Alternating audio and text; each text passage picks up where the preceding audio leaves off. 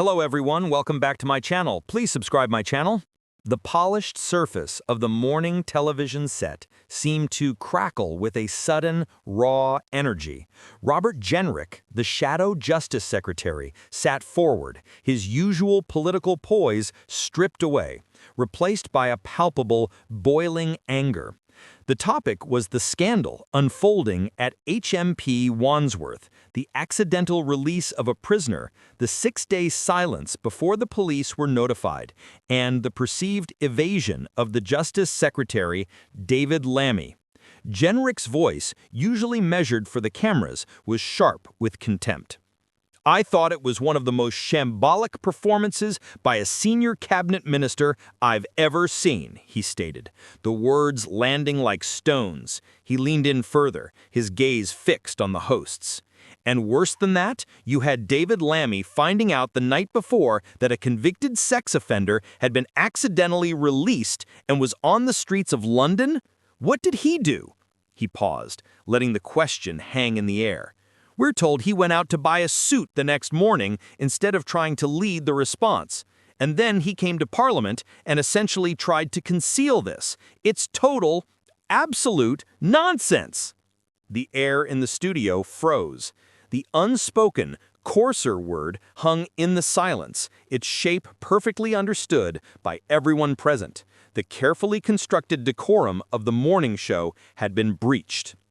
It was then that Kate Garraway's voice cut through, a blade of calm, professional authority.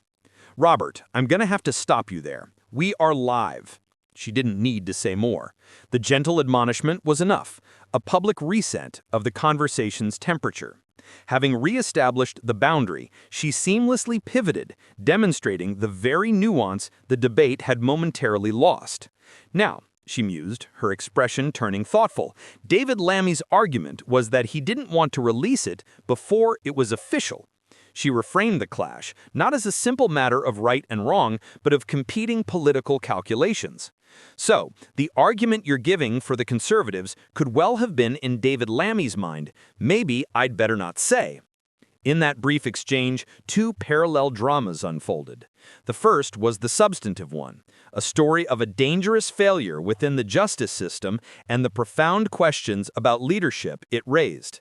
A man was free who should not have been, and those in charge seemed, at best, slow to react, and at worst, deliberately opaque. The second drama was the one happening live in front of the nation. It was a story about the limits of political discourse, about the point where justified fury tips into a loss of control. Jenrick's near swear was not just a slip of the tongue, it was a symptom of the high-stakes pressure and the raw nerve the scandal had touched. Garraway, in that moment, became more than a presenter. She was a custodian of the conversation. Her quiet, "We are live," was a reminder that beyond the political fray, there was an audience of millions, and that some lines, however frustrating the circumstances, were not to be crossed.